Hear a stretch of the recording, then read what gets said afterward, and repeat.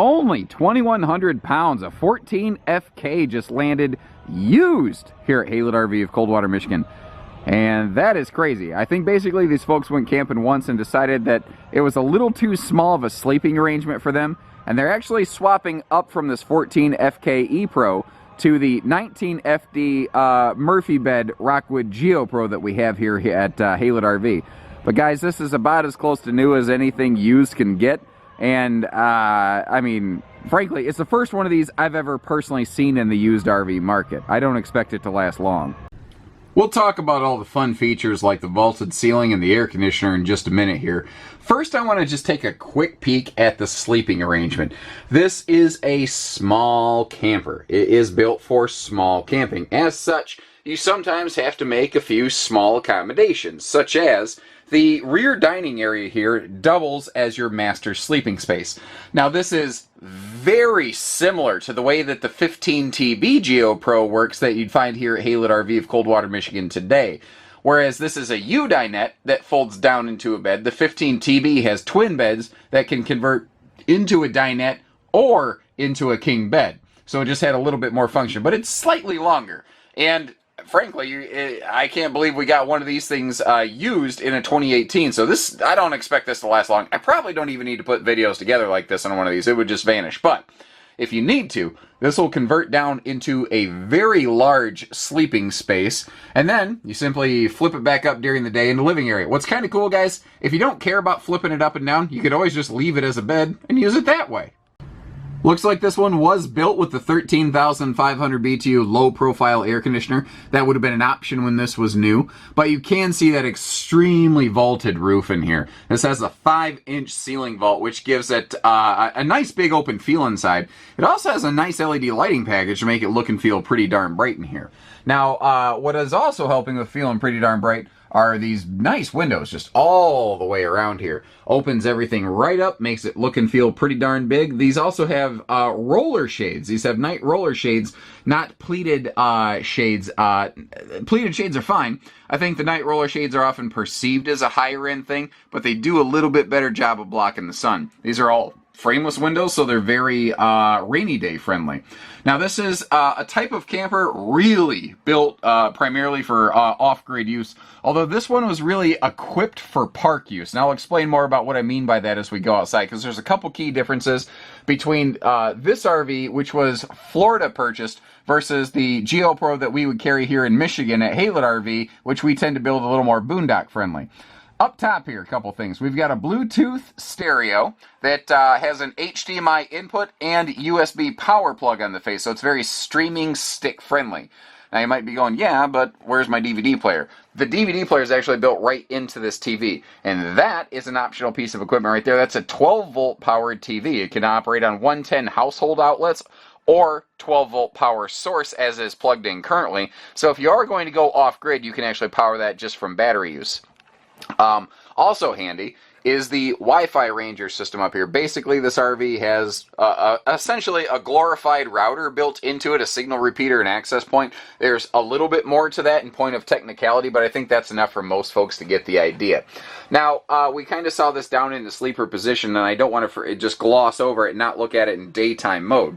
This is, you know, this camper, the idea behind this camper is you're in the RV just long enough to grab a bite to eat, to maybe take a quick break from the heat, maybe to use the bathroom, maybe sleep, but most of the time outside. This camper is built for going outside and having a good time, and that's why you have this U-dinette here. It's just enough to be able to sit several people around, have a good time, play some cards at night maybe, but most of the time you'll be right under the awning.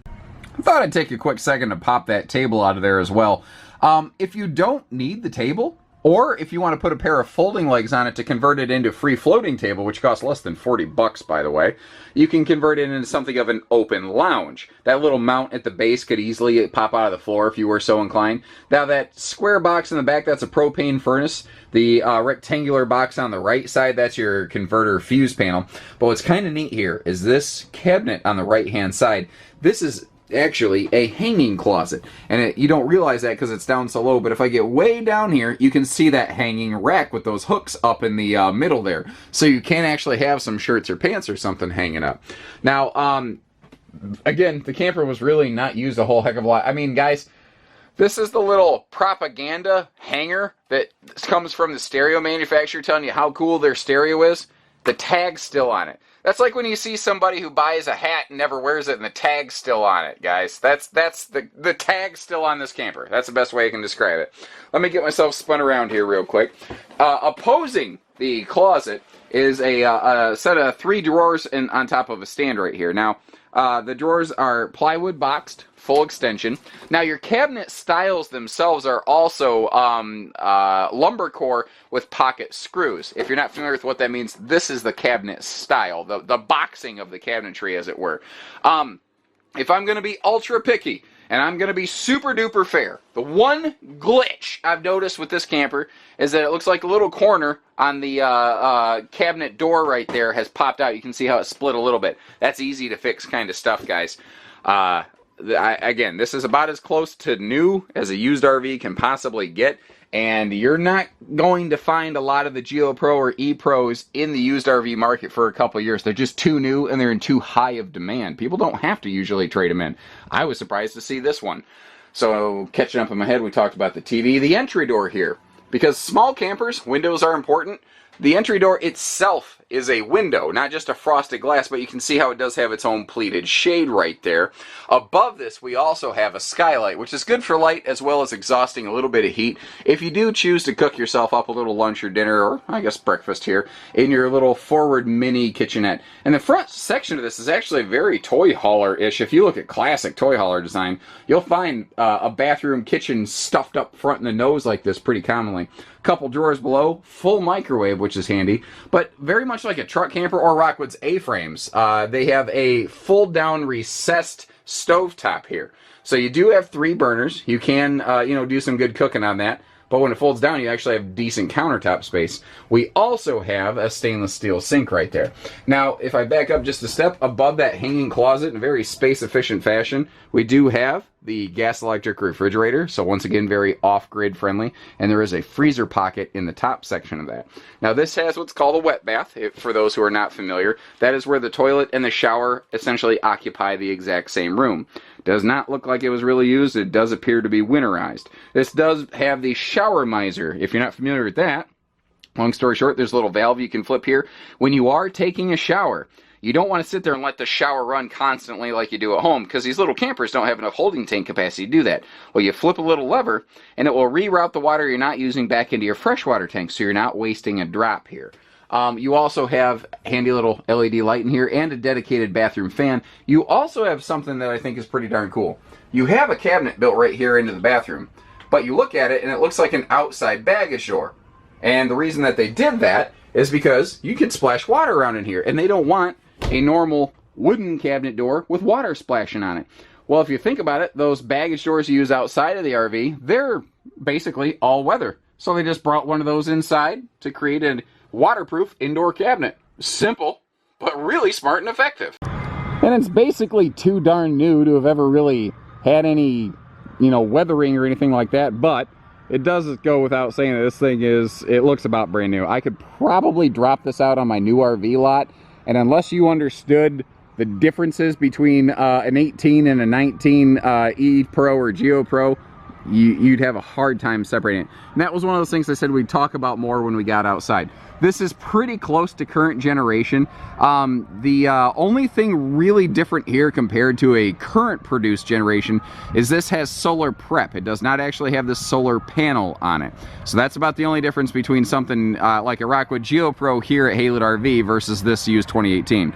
That being said, compared to the price tag, on a new versus used purchase like this, guys, you could put one of those flexible 100-watt panels on the roof of this and still be far, far less than brand new. This is the first generation you started to see those motorized steps, and this is a very uncommon single step.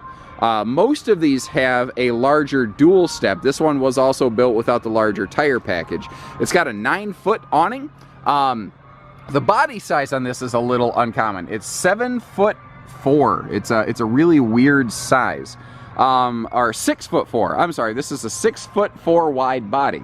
And what's going on here is that gives it a really extreme level of towability because it's so thin that you don't have headwind issues and whatnot. Looks like these folks ordered the bike rack option on the front of this one. You see the power tongue jack on the front there as well. Something else that is present on this camper that until very recently the Rockwood family didn't do a very good job telling people about is Azdel. They use a ton of Azdel in the lamination construction process of this RV in place of things like Luan. There's nothing wrong with Luan, but it weighs more. And Azdel costs a little bit more money. But this is a product built for, higher grade performance, longer term ownership. So the Azdel makes sense. And obviously it's a very weight sensitive product. 2,100 pounds basically on it. It's 2,101 if I'm going to be technical. I'd say they did pretty darn good. Now, behind the rear tire, there is a sewer hose caddy because you do have very limited outside storage. You don't want to mix your sewer stuff with the other stuff of the camper. And as we walk around the backside here, this is a very easy place to get to see how dramatic of a roof arch this has to it. Now, this does not have a ladder on the back, although the current generations actually will, because this does have a walkable roof. I've actually recorded several of our own GeoPro videos where I do walk around on the roof of them. I can tell you from personal experience, not a problem getting up there. We are backup camera ready. So if you're looking for just a rear view or an in-motion observation camera, it is set for either system. You can also see up top, there's a white box with like a black antenna sticking up on it. That is the Wi-Fi Ranger that we mentioned inside, basically that glorified router type thing. Now over here, you've got a side mount grilling station. There is a gas grill quick connect right behind that tire, and you can attach a grill either to that black horizontal side rail, or you could just have it free floating anywhere here under your 9-foot awning or beside your awning. The door is anti-slam. We have the larger entry handle. We also have a touchpad deadbolt right here. What's cool about this, guys, is if you do want to go biking or kayaking or something, you don't want to risk accidentally dropping your keys out of your pocket. This camper is perfect for things like that because you can leave the keys back here at home base while you go out and about gallivanting around. And that's kind of what this is. The first time I saw one of these, I went, oh wow, that's a base camp type camper. It's just a little headquarters where you sit down, you rest up real quick, and then you get back out and you go adventuring. Now what's also cool about these things, they are so small. They are very good for things like SUVs and small minivans, basically, guys, because they don't have the extra headwind, they don't weigh a lot. It's much, much better on a smaller capacity vehicle.